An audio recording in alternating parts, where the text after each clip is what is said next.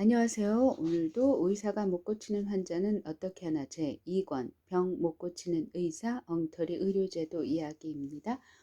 어제는 서울특별시장이나 도지사가 시행하는 그 규정에 따라서 보건사회부 장관의 지시에 의해서 침사나 구사, 자격시험 규정이라는 게 있었다고 하거든요. 침사, 구사, 안마사, 적골사 이런 거. 그런데 그 시험을 한 번도 시행하지 아니한 채 1962년 3월 20 국민의 의료법이 전면 개정되어 명칭도 의료법으로 바뀌면서 제25조 무면허자의 의료 업무 금지에서 의사가 아니면 의료를, 치과 의사가 아니면 치과 의료를, 한의사가 아니면 한방 의료를 행하지 못하며 라고 규정하고, 이에 위반한 자를 처벌하는 규정을 두면서 국민의료법에 있던 의료유사업자 제도에 관한 규정은 없애버리고, 다만 당시의 의료유사업자의 자격과 기타 의료상의 권리는 동법에 의하여 취득한 것으로 간주한다는 경과 규정을 두어 부칙 제3항 자격 취득자의 기득권만 보호하게 되었는데, 이에 따라 의료유사업자령 제3조 및 제7조의 침구사 시험에 관한 규정도 1962년 7월 21일 보건사회부령 제85조에 의하여 삭제되는 바람에 결국 우리나라는 해방 후 한 명의 침구사도 배출하지 못하고 말았다.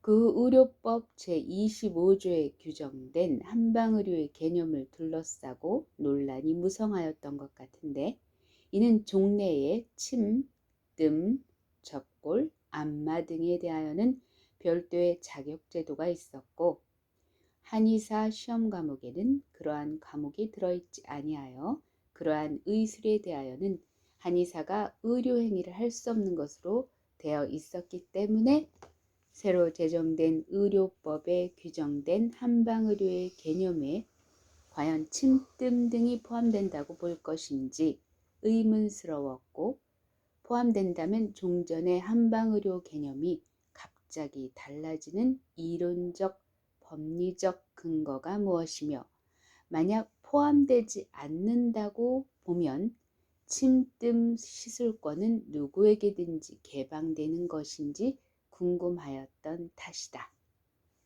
그런데 그 뒤 판례는 국민의료법에 있던 침구사 등의 제도가 의료법에서는 없어지면서 부칙에서 기자격 취득자만 보호하는 규정을 둔 것으로 보아 한의사에게 침구 시술 행위를 할 수 있도록 한 취지로 볼 것이라는 이유로 한방의료의 개념에 침술 등이 포함되므로 한의사가 아니면 시술할 수 없다고 판시하였다. 그런데 이 판결들이 근거로 든 것은 오로지 부칙에서 기득권자 보호 규정을 두고 있다는 것뿐이다. 그러나 국민의료법 하에서는 침구 등을 의료업이 아니라 의료유사업으로 규정하고 있었고, 한의사가 침구와 무관하였으며 역사적으로 침구가 부작용 없는 민간의술로 널리 활용되어 왔다는 등의 실질적인 면을 통찰하였다라면 부칙 한 구절에 얽매여 실질에 맞지 않는 이런 형식적인 판결을 할 수는 없었을 것이다.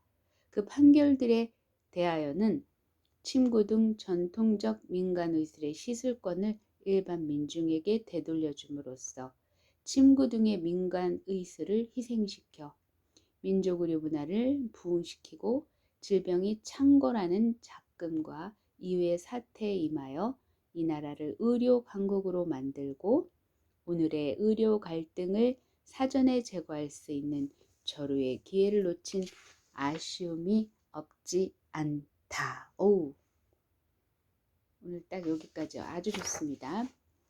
그렇습니다, 여러분. 코에 걸면 코걸이, 귀에 걸면 귀걸이. 여러분은 어떤 법을 의지하시겠습니까? 자신의 건강을 위해서, 자신의 건강 회복을 위해서. 저는 사실은 무료 검진을 받지 않습니다. 의미가 없거든요. 그리고 사실은 어떻게 보면 그게 약간의 미끼 같은 거예요. 그리고 사실은 조금씩 조금씩 그런 방사선을 노출시킴으로 인해서 인간을 무기력하게 만드는 시스템이죠. 그런 시스템을 제가 제 몸에 허할 이유가 없겠죠. 왜냐하면 저는 어렸을 때 많이 허했거든요.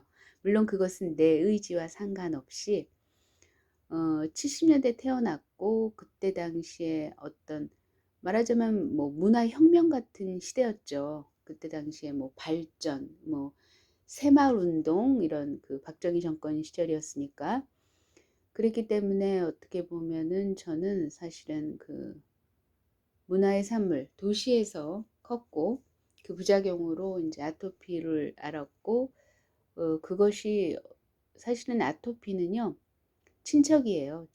비염이 축농증으로 갈 수 있는 아주 지름길 같은. 그래서 약에 많이 스테로이드제에 많이 노출이 됐고 그때 당시에는 스테로이드제를 이렇게 제약을 안 했어요. 지금은 이제 많이 그 스테로이드제 병폐를 너무나 이제 많이 알기 때문에 제재를 하지만 저는 그럼에도 불구하고 스테로이드제는 그냥 스테로이드제 그 이상도 그 이하도 아니라는 언급을 자꾸 말씀을 드리는데요. 결국에는 신경을 마비시키는 것, 즉 표치 이외에 본치는 있을 수 없다는 얘기를 꼭 말씀드리고 싶고요. 그래서 우리가 사실은 노동자는 노예예요, 노예. 그래서 노동자들은 절대 아프면 안 되거든요. 그래서 이제 약을 먹으면서 그 아픔을 꾸역꾸역 삼키면서 일을 하러 가야 되잖아요. 뭐 학생들도 사실은 노동자 취급을 하고 있는 시스템인 거죠. 이 문화 자체가. 유럽 같은 경우에 우리나라 처방전을 가져다 주면 특히 감기 처방전 엄청 기겁하죠. 나는 절대로 이 처방전을 우리 아이에게 적용하지 않겠다. 나는 그냥 아이에게 하루 푹 쉬거라. 그리고 비타민 C가 듬뿍 든 레몬차 이런 거를 수시로 마시면서 회복을 시켜라. 면역력을 회복시켜라 라고 하지 나는 이 처방전을 절대로 내 자녀에게 쓰지 않겠다라고 하죠. 그렇다면 참 궁금한 게 있습니다. 병원에서 처방하는 그 처방전을 그 병원 의사들 자녀들한테도 그렇게 하는지 부모들한테도 그렇게 하는지 저는 그게 너무 궁금해요. 의사들도 마찬가지고요. 제가 이제 이열침이라고 하는 귀에 나타나는 현상을 통해서 신체의 변화를 감지하고 진단과 처방이 가능하다는 그 이열침을 공부할 그 당시에도 사실은 약학과를 졸업한 분이 계셨어요. 그러니까 현직 약사였죠. 그런 분이 이 공부를 하면서 아마 굉장히 괴리감을 느꼈을 것이고 사실은 그분은 굉장히 양심적이었던 분인 거죠. 한마디로 말해서. 그렇기 때문에 중도 하차했어요. 너무 그러니까 이해할 수 없다, 믿을 수 없다 이런 식으로. 근데 그분이 정말 이해할 수 없다, 믿을 수 없다에서 하차를 한 건지 아니면 자기가 약사인데 약사의 본분을 지키면서 이열침을 한다는 것 자체는 굉장히 이율배반적이고 패러독스고 정말 뭐라고 할까요? 굉장히 그 괴리감을 느끼는 자칫 잘못하면 정신분열증까지 갈 수 있는 그래서 사실은 선순환이라는 얘기를 참 많이 말씀을 드렸는데요. 선순환이라는 게 별게 아니거든요. 직업이라고 하는 게 이게 윤리적인 범주를 이미 떠난 게 오늘날의 그 이 문화 시스템에서 모든 직업들이 제가 볼 때는 윤리적 의식을 가지고 있는 직업은 굉장히 귀하다고 저는 생각되는 게 보험도 사실은 어떤 인간들에게 두려움과 공포를 조장하고 내일 일을 내가 알 수 없거든요. 누구든 대통령도 알 수 없고 목사도 알 수 없고요. 스님도 알 수 없습니다. 어느 누구도 내일을 알 수 없어요. 그런데 그럼에도 불구하고 보험회사 같은 데서는 끊임없이 인간들에게 두려움과 공포를 제공하면서 야, 너 이런데도 너 이거 보험 안 들 거야? 너 보험 안 들면 너 인생 끝 없어. 대책 없어. 너 그렇게 살면 위험해. 이런 식으로 계속해서 종용하고 있고 그 외에 뭐 여러 가지 뭐 패션은 뭐 말할 것도 없고요. 패션은 사실은 쓰레기를 생산하는 곳이라고 저는 생각하거든요. 물론 저도 아름다움을 추구합니다. 그리고 제가 가지고 있는 옷에서 어떻게 하면 좀 더 조화롭고 아름답고 풍성하게 보일 수 있는가를 고민을 하죠. 그러나 패션계는 좀 다르죠. 거기는 사실은 모든 쓰는 물품들이 자연과 그 위배되는 인공 화학물의 덩어리잖아요. 뭐 어떤 소재들은 막 비닐로 만든 소재들도 있거든요. 근데 이제 그런 것들을 우리가 멈추기만 해도 이 지구가 이렇게 몸살을 앓지는 않거든요. 근데 제가 알기로는 NN 말하자면 니은니은이라는 어떤 그 패션 관련된 직업을 하고 계시는 여성 연세 드신 분이신데 그분이 뭐 이탈리아에도 자기 본인의 집이 있고 뭐 한국에도 집이 있다고 하시는데 그 패션에 관련된 일을 하시는 분인데 그분의 삶은 물론 뭐 지구를 지키는 일이라고는 하는데 그 직업은 제가 볼 때는 과연 그럴까 의문을 제기해야 되지 않을까요? 근데 그런 분들이 또 굉장히 또 열심히 아프리카에 기부금을 내고 그러더라고요. 그래서 너무 언밸런스하고 이제 진짜 솔직히 제 삶도 마찬가지죠. 제 삶도 굉장히 모순덩어리면 확실해요. 제 삶도 모순덩어리고 나머지 삶도 모순덩어리가 너무나 많은 거예요. 그래서 저는 사실 우리 아이들이 위대한 무엇이 되기보다는 그냥 자연을 닮은 인간이었으면 좋겠습니다. 무슨 일을 하든 자연을 거스리지 않고 자연을 닮은 그리고 양심 그리고 나를 버리지 않는 내 영혼을 가꿀 줄 아는 그런 사람이라면 저는 훌륭한 사람이고 멋진 사람이고 성공한 사람이라고 저는 생각하거든요. 그래서 우리 아이들은 사실은 그 키울 때 저는 학원을 보내지 않았어요. 저도 학원을 다니지 않은 사람으로서 내가 나 정도 이 정도는 학원을 안 다녀도 이 정도면 나쁘지 않은 것 같더라고요. 그래서 굳이 학원을 보낼 이유가 없겠다는 생각에 물론 그런 여유도 없었고요. 뭐 어떤 사람들은 그 한 자녀당 학원비를 막 100, 200씩 막 쓴다고 하는데 저희는 뭐 생활비가 그 정도였으니까. 그리고 또 무엇보다도 또 막 어떤 분들은 자녀분 뭐 과외비를 위해서 어떤 분들은 뭐 노래방에서 도우미 활동하시면서 뭐 이렇게 말하자면 술 대접하시는 분들 그런 분들이 또 있다고 하셨는데 그래서 그거 그렇게 벌어서 자식을 키운 그 자식은 어떤 자식일까? 저는 좀 그런 게 궁금하더라고요. 그래서 어쨌든 간에 저는 이렇게 사실 억척 어머니는 절대 아닙니다. 그냥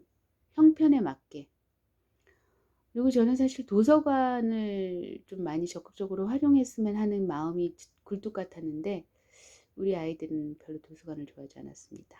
그래서 그림책으로 위안을 얻기는 했지만 지금은 비교적 물론 책을 사랑하지는 않지만 큰 둘째 아이는 책을 지금 사랑하고 있지만 어찌됐든 뭐 각자의 길을 가는 것도 저는 나쁘지 않을 것 같습니다. 책 속에 갇힌 사고보다는 뭐 자기가 직접 체험해서 얻어지는 결과값도 저는 나쁘지 않다고 보고요.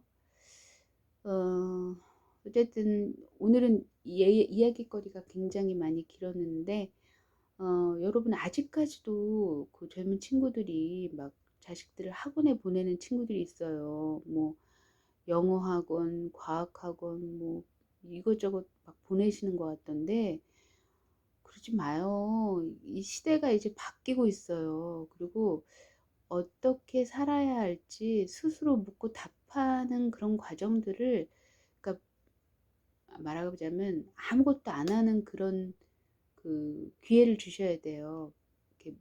지금 시대는 이제 많이 바뀌었어요. 암기식의 교육은 의미가 없어요.